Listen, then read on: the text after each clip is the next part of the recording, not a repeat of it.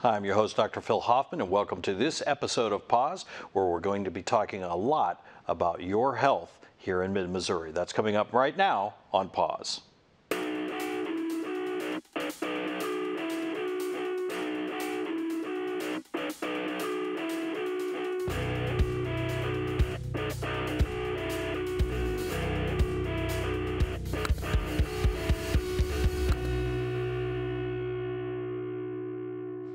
And welcome back to Pause. I'm your host, Dr. Phil Hoffman, and joining us this evening is Darinda Reberry, who is the interim CEO at Western Missouri Medical Center. Welcome. Thank you, Phil. I'm glad to be here. So let's talk a little bit about Western Missouri. Obviously, it's an institution that's been in the Johnson County area for a long time. Give us a little bit of the history of the hospital. Originally, we have been around for about 125 years, I believe, but in 1963 we moved to our current location on Burkharth Road, and we were called Johnson County Memorial Hospital. We did change that name, I forget the exact year, but to Western Missouri Medical Center. We do serve, primary service area is really Johnson County and goes into Lafayette. We're a 72-bed acute care hospital. So one of the things that I know when you read the articles today about healthcare, you know, there are a lot of areas that are losing hospitals that are smaller hospitals. It seems like in this case, we're fortunate that the center near us is growing. And can you talk a little bit about why that is and why it's different here than it is in many parts of the country? All healthcare institutions have seen a change in payer sources and compensation. However, we have a really healthy, thriving community with Whiteman Air Force Base, with University of Central Missouri. It gives us a nice base of population that we can care for, in addition to just the normal Johnson County residents. We also are close enough to the Kansas City area that we can collaborate with people from Kansas City, so it allows us to keep services here that normally, if we were any further away from a large metropolitan area, we would not be able to offer those services. So our collaboration, clinical affiliation with St. Luke's Health System is one of those things that we have done to try and meet the needs of the community beyond just regular primary care. And is that something new? I think, when you watch old TV shows about hospitals, you know, competing hospitals would never collaborate, but it seems like, and maybe I'm wrong, but it seems like recently that's been more of a trend. Well, it has been important for hospitals to join together when they have certain clinical affiliations. And really, the future is called clinically integrated networks. It's people that get together to drive contracting with payer sources, and they have a shared quality metrics. And so there's a lot of that happening. We're on the front end of that. I think what's happening with us specifically is a lot of hospitals are, like you said, they are going out and taking over the smaller hospitals. So sole community rural hospital is not the norm anymore. So for us to be county owned and thriving is odd. So we chose not to go with the purchased model, though any hospital in Kansas City would be glad to buy us and care for our population. So that's why we chose to do some affiliation, because there's also a lot of rules around you can't share information, anti-kickback, those kinds of things. So this formal affiliation agreement allows us to be able to talk and collaborate on different clinical processes. And what are the big challenges for a hospital in an area like Johnson County? Obviously, you're close to a metro area, but especially in extreme cases, it's too far for some situations for patients. So what are the biggest challenges facing an operation like yours?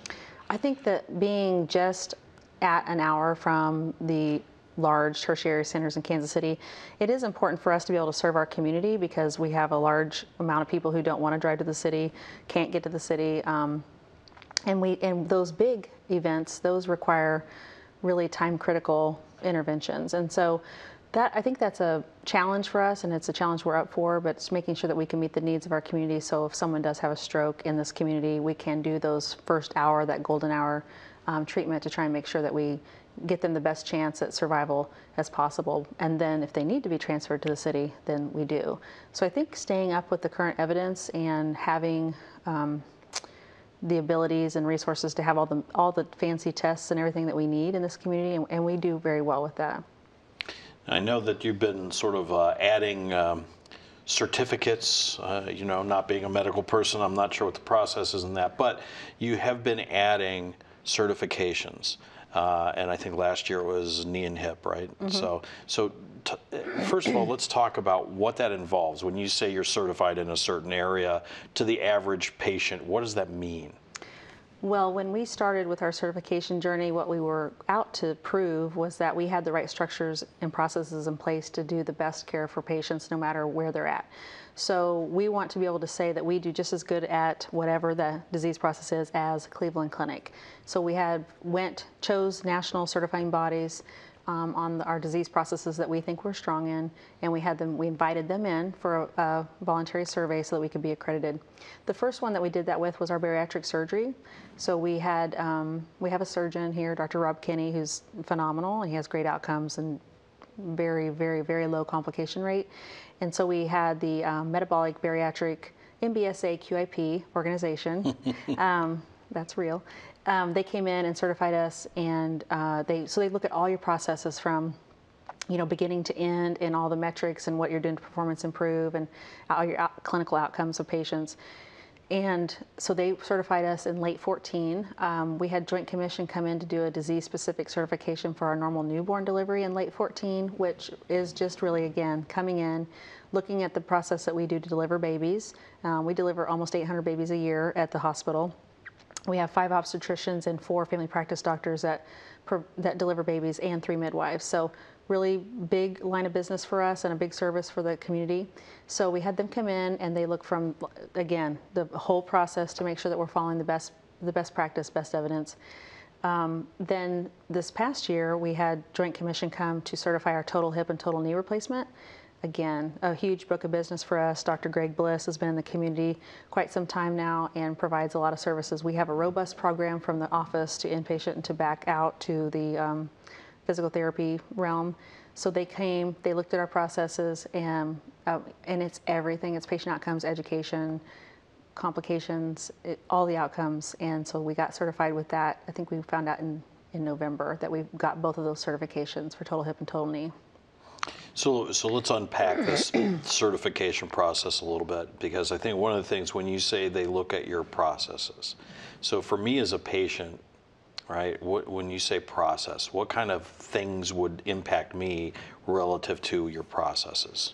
So that is making sure that we're doing the things like we have prevented blood clots. We've done all the proper interventions to prevent blood clots. We've given you the right antibiotics at the right time. We've stopped those antibiotics in the right period of time. We have done all the therapy according to the best evidence, whether it's, ambulating first day, 2 hours after surgery. It's pain control, making sure that what process do we have to assess our pain with our patients and address it, and specifically in that patient population. It's really just every piece of your plan of care, from check-in, how we prep you for surgery, how we do the surgery, how we care for you after the surgery, and then how we discharge you and prepare you for home. So it's really every single little piece of that helps get you through the entire process. And I think, I'm guessing that one of the big challenges in this is you can follow all the best practices, but human beings are not going to all respond in exactly the same way, even though you might be following exactly the same steps. So how much of a challenge is it for you in terms of like showing that we're doing these things, but yet at the same time there might be outcomes that, through no fault of what you guys have done, it's just different people? Mm-hmm. Well, we do look at complication rates, or, like for instance on the total joint, total hip and knee, so ambulation distance. So how long did we get them to be able to walk before they got discharged? And so if there's somebody that's particularly weak, maybe wasn't as good a candidate as someone else, maybe their length of walking is not as far as the other. So we do show an overall, obviously a median and a mean.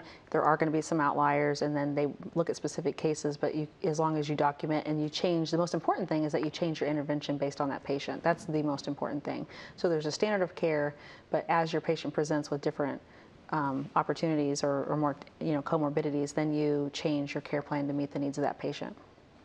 So in addition to dealing with different human beings who have different structures and problems, the other part to this, it seems to me, is whatever is considered the best practice today probably isn't the best practice tomorrow, right? Right. So this constant evolution, how do how do you sync that up with being certified? When you are a certified institution, a center of excellence for these disease processes, you actually get surveyed every year. So every 2 years they come on site. In the mid-year cycle, we do a phone call. And it is really part of the certification is that you are following the best practice, you're following the literature.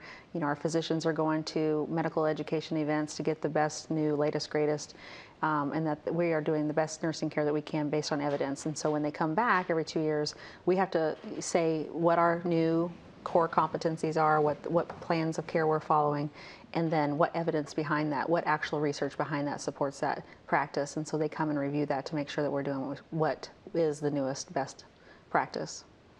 And I'm sure this never happens in reality, but what about the occasional person that you're following all those things and the person just won't follow what you've asked them to do, or just won't take the medication that you've recommended? I mean, certainly there's got to be some allowance in that process to deal with the fact that people do have that. Well, and I think in certification, that is, they do want you to be a high quality organization and look at your outcomes, which if you had a really high non-compliant population, then it would affect your outcomes. However, the things that specifically total hip, total knee, it's a voluntary process. We don't force you to get your knee replaced. Right. So we do lots of education ahead of time so that you're prepared for that.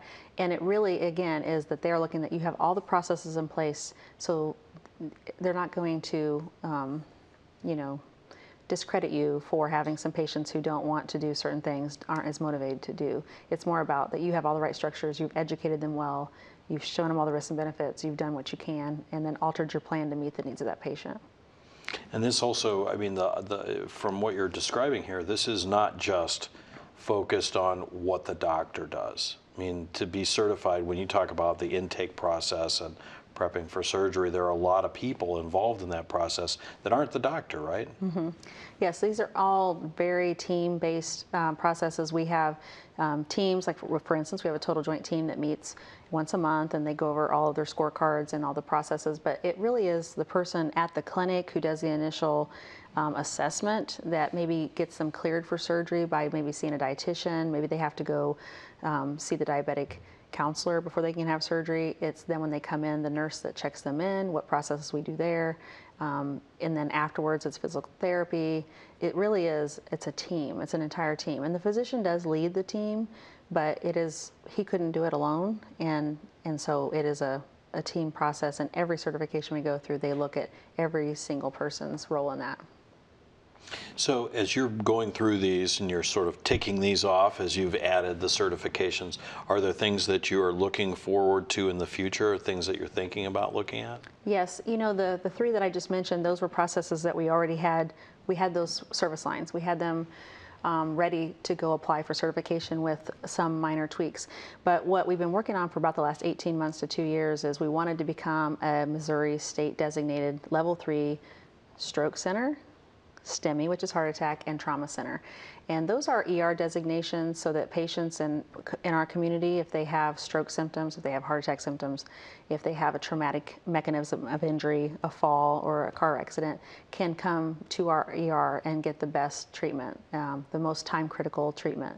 And that's what we call those time-critical diagnoses. So that required a little bit more preparation, a lot more structure. We had to make sure that our operating room was, we had all the right pieces so that in case somebody had to go to surgery, if they had an accident and they needed to go to surgery emergently.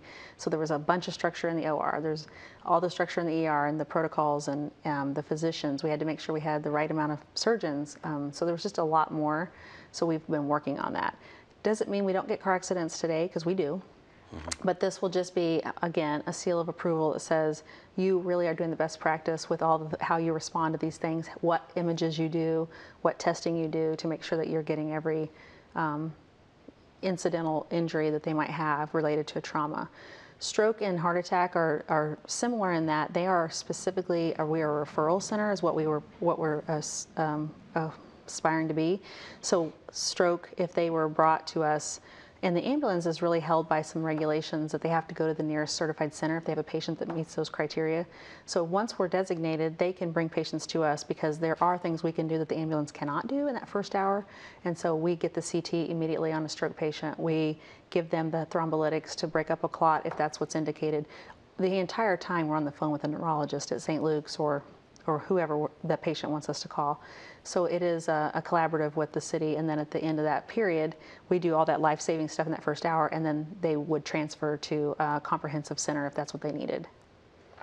So now, in addition to all this, which is plenty, I'm sure, to keep you up at night, but in addition to all this, there's also the other sort of aspects of a hospital in any community, which is you're part of the community, you're a large employer typically, you have to interact with schools and all sorts of different institutions.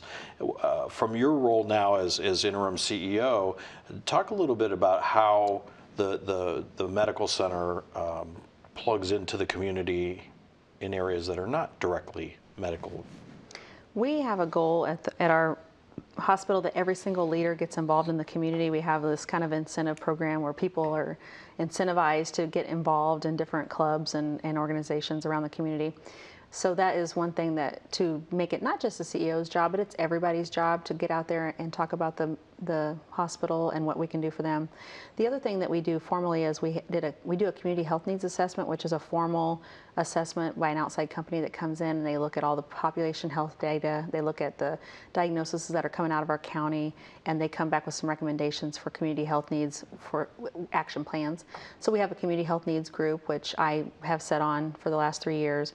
Quarterly we meet, and it's people like the school district, Whiteman, UCM, all of the social service agencies. And so we get together and we work through these action plans to make us a healthier community. And it is a place for us to come together and talk about things that are concerning, that maybe gaps in the care here in this community. The biggest focus we've had for the last 3 years has been wellness. So we have done a lot around wellness and having employee wellness-driven programs. And so we've been sharing a lot of data about that to try and get everybody's employee-friendly wellness programs.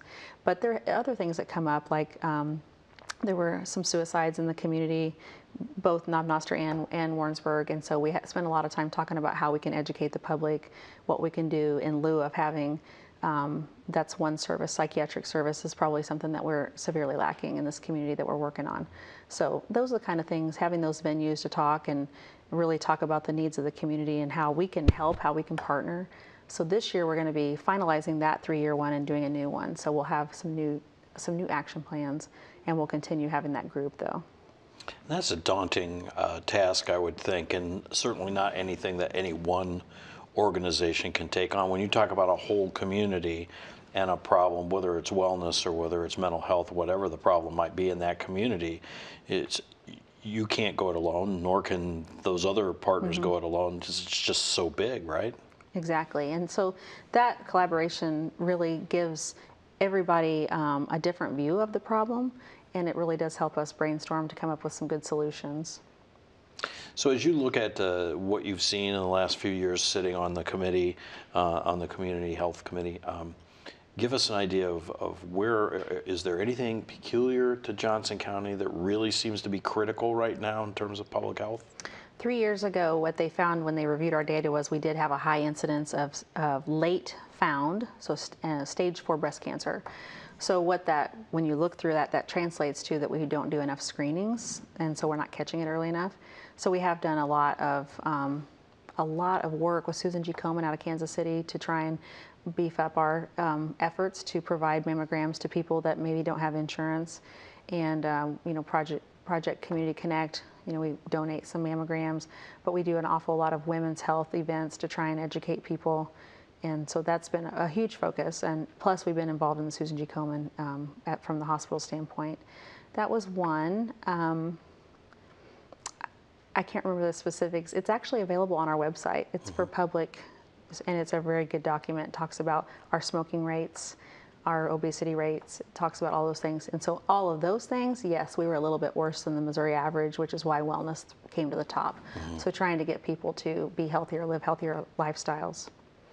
And I would assume that there's probably some connection there to whether people have money or not, what the wealth is in that community.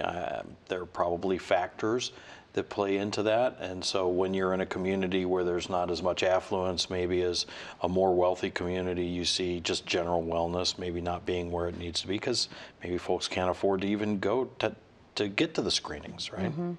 And that is, there is definitely, they bring in all of those statistics around median income and size of family and education levels and all those things to help. And they do make they draw some conclusion based on statistical analysis and what the rest of the nation is showing. And so it really is a good roadmap for us. It gives us a place to start so we know where to focus. When you think about Western Missouri Medical Center itself, let's talk a little bit about, because you and I have talked about this off camera before, sort of misconceptions about the Western Missouri. Give us some examples of things that people maybe think that aren't true, or vice versa. Well, I think the biggest misconception probably is that we're a Band-Aid station. And so I think the things I've just been talking about were the things that we're trying to do to make sure that people know we do have services. We know we have limitations to our services because we are a community hospital. But the things that we do, we want to do well. We want to do as well as any hospital in Kansas City. And I'm super competitive, so that's not a problem. But that is a big deal for us. So we want to make sure people know that the services we're providing, we're not just doing it and thinking that we're not doing it the best we can, because we try to make sure, based on these certifications, those kinds of things, to give the best care we can. The second thing that I think is a misconception is that we have an infection rate. I've heard that. I heard that even before I started working here. And that is just completely not true. I've worked as a nurse in healthcare for 20 years, and I've been on 100 committees to decrease infection. And we actually have not had any hospital-acquired infections in Western Missouri Medical Center in over 3 years, which is unheard of, seriously. Like, I don't want to jinx anything, but they have really good processes. The nurses and the physicians came together and made really good processes around, Foley catheter insertion, removal, all the protocols around those things that can cause patients to get infections while they're in the hospital. And so I am super proud of the infection rate and our practices around that. And so I'm disappointed when people say things like that we have high infection rate. Some patients will get infections. If you have a ruptured appendicitis, you're going to get an infection. You didn't get it from us. And so then you'll hear, oh, Susie's aunt, she got an infection, she was at the hospital. And then people assume that means that we have a bad infection rate, and we do not. What do you think is a real strength of the hospital that maybe folks just aren't as aware of as you'd like?